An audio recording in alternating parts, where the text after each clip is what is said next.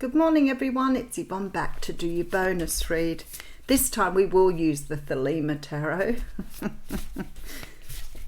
The Thelema Tarot and the Arcanum Tarot are pretty close. There's another one in the series too, but I haven't got round to buying that. I'll get that one next time. It's actually my third Thelema deck, or second, maybe a second Thelema deck. Because the third one found a new home. Someone adopted it. It was one of the ones I gave away when I did the last lot of card giving.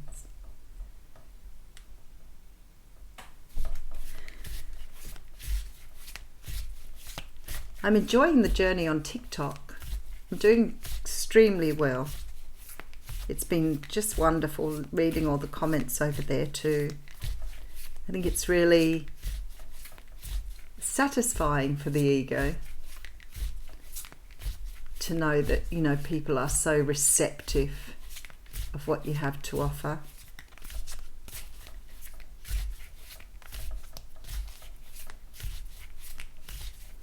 All right, the Thelema Tarot is ready.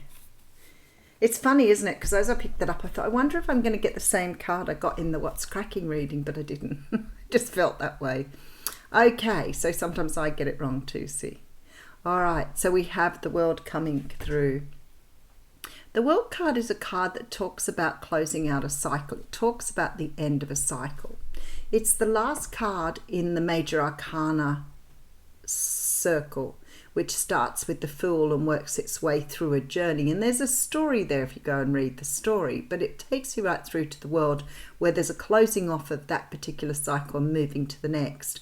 When you get to the World, you have done all you can do in that cycle. So you've understood all your lessons, you've done the work that needed to be done. You may have tripped backwards and forwards a few times on that path, maybe reviewing things, seeing things differently, but you have got to the point where you've completed something here. So the World is very much about completion. All right, so we have the Ace of Cups. Oh my goodness, okay. So what the universe is saying here is you've completed some sort of cycle and you're now ready for the next phase with the Ace of Cups. There's a new love offer coming in here. So it's like you are ready for something to be offered now in your life. Wow, that was really boom energy for me. Like, here it is. Okay, so I have the Three of Pentacles. You have some sort of soul contract that needs to be brought to conclusion. It needs to be brought around. Something is coming around here because it is something that you have decided before you came to this planet that this is what you wanted to do. You may have a soul agreement or a soul tie or some sort of contracted agreement with somebody here. Something that needs to be completed, something that's come full circle. Wow. All right, and here comes the offer. I feel like some of you here that I'm speaking to are more than likely twin flames. You're definitely waiting for some sort of return here. You could be dealing with a Capricorn, Taurus, Virgo when the Knight of Pentacles comes through. But the thing that is most evident with the Knight of Pentacles is that there's been a very slow process. Whoever this is that you're dealing with that has this contract with you here has moved very, very slowly back towards you. It's sort of, I want to do the da-da, like somebody's going to walk in and the curtains are going to fall. There's some sort of energy here of something either not being expected, not being expected in the way it happens. Maybe this is going to happen a completely different way. But I see this energy here of this Knight of Pentacles moving towards this Queen of Wands. And look, he's very intent, but he's also moving very slowly. So it's like, I know what I want. I know the direction I'm going in. But you're not expecting it. You've got your back turned. So something you're not expecting here. Oh, wow. Okay. Love it when a plan comes together. Yeah, I always say, you can't make this up. I can't fiddle with the deck. It's really impossible. So we have the Queen of Wands and the King of Wands here. And look, they're both quite engaged with each other. Some of you could be dealing with fire signs, Leo, Sag, Aries. But these two people who are destined to be together, there is some sort of offer coming through as a result of a soul contract. There has some offer of love that you've both arrived at now. So your energies have both arrived at this point. You've both done the work. Your person could have started to put in the work as well, had some sort of wake-up call. All right, so we have the Two of Pentacles coming through. Now, the Two of Pentacles is a card of making a decision, but it's not a decision where there's a clear-cut answer. It's not a decision where you can just decide to go one way or the other. This is a decision that you have to balance things out very, very carefully. So it's a matter of, I always say, heart over head. Could be two decisions that are very, very similar, but this is a decision you have to balance very, very carefully, because there's some sort of outcome here that is very, very important and very invested in how this comes about. This person could have been doing this. Your person could have been making some sort of decision that needed to be made, possibly around two options. Maybe they had to leave something behind to come towards you, something that they may have had to relinquish is what Spirit is saying. They're now ready though.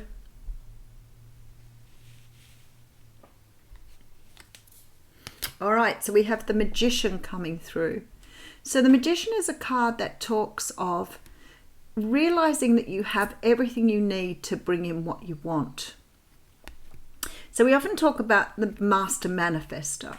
This is about understanding that you have everything here.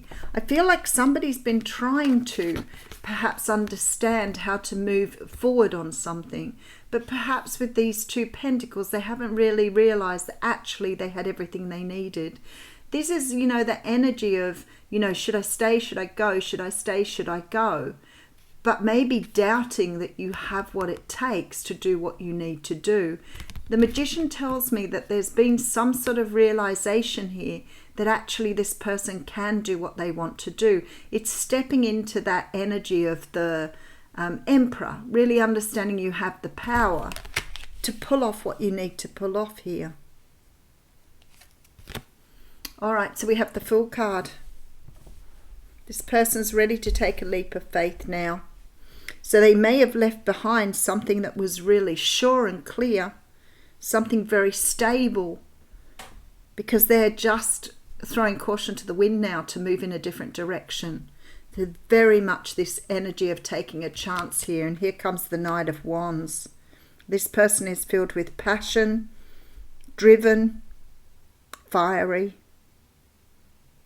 really beautiful energy. But I think it's quite interesting that we have the World here. And then in the reading, we get the Fool card, which is the card of 0, which is the start of a new cycle, with the card of the Magician, which is card number 1. These readings are really potent this morning. Potent energy.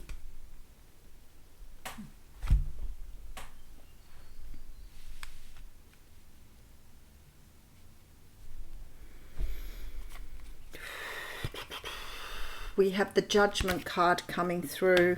This person's heard the call. 7. They've put down their arms and they're on their way with the 6 of Swords.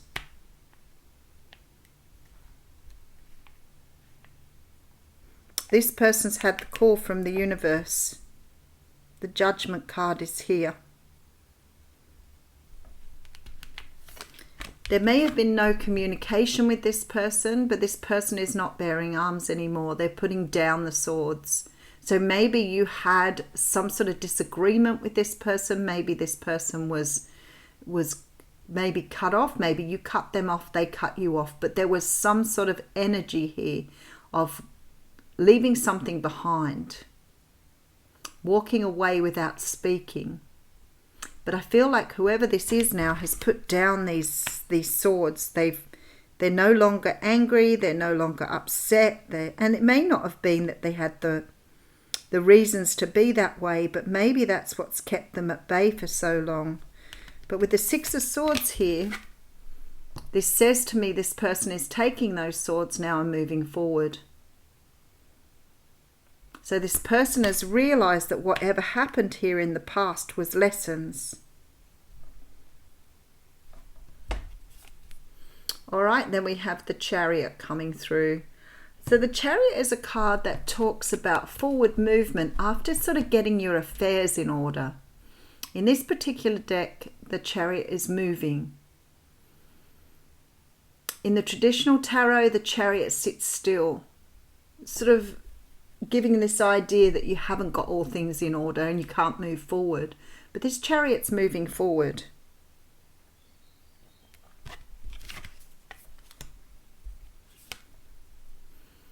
Okay, so we have the Five of Swords here. I really feel like this person's given up a battle.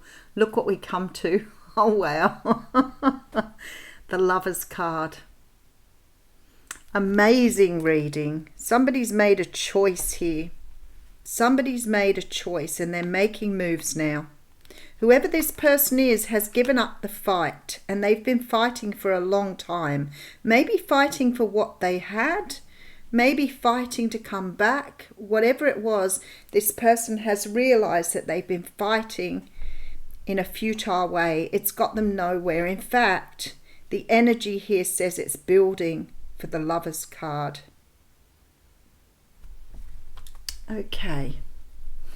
I have a cycle being finished out, but I feel like two people doing this. I feel like you're both to a point now where you're ready for some sort of union. There's an Ace here, an Ace of Cups. There is love on offer here. There may have been love before, but this is an actual offer of something more tangible. I feel that you have some sort of soul contract with this person and they are heading back towards you. They see you as the queen to their king. Wow, okay, somebody who's never really given up hope, somebody who's traveling very, very quickly with the Eight. You'll be getting a message soon. That is definitely the energy of a message coming. Definitely the energy of somebody moving very, very quickly here with the Lovers and the Chariot. Somebody who's made a choice. There are a lot of major arcanas in this. 1, 2, 3, 4, 5 major arcanas here.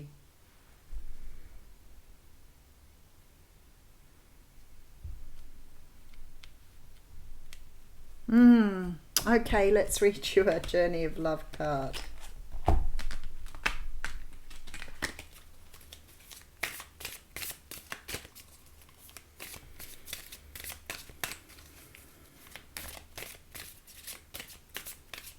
This is some very divinely orchestrated union coming through here.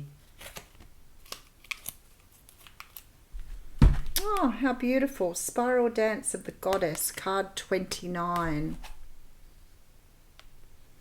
Don't think I've got this one for a while. Can't remember it. From a point of light unfolding, we become a soul, then incarnate into a sacred body, and our lives become a work of divine art, a speck of heavenly presence manifesting itself through dimensions of time and space and into a life on earth made manifest.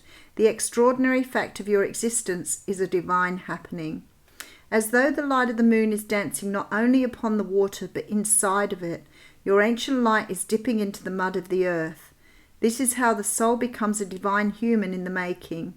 As you sense yourself moving and shifting from light to dark and back again, from knowing to unknowing, you are weaving your consciousness, your divinity into sacred expression, manifesting your soul essence into the form of your life. Threading the light through the darkness without even realizing you are doing it, you are gently impregnating the matter of your body, of your life, with light.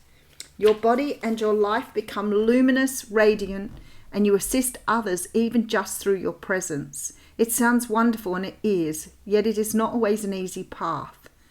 As the light travails through darkness, pain and suffering can arrive in waves. best to present to it. Trust that it's not a permanent condition and wait for the spiral to twist from dark to light again, always moving closer and closer to the purity of the center and expanding outward eternally as though you are being inhaled by the divine, filling cosmic lungs as they reach far and wide, taking in all of life. The message of this oracle to you is that you are growing. You are bringing more of your light into form. You may be meeting obstacles in yourself and in the world, but this is because you are bringing through the light. If there were nothing happening, there would be no obstacle. Bless them as signs that you are proceeding and empower them no more. You shall be. All else is just divine timing. How beautiful is that? The poem here is only just a couple of lines, but it says, the inner movement in expressive flow, an outward breath of dance and light, becoming one, becoming free. How beautiful is that? Have a wonderful day.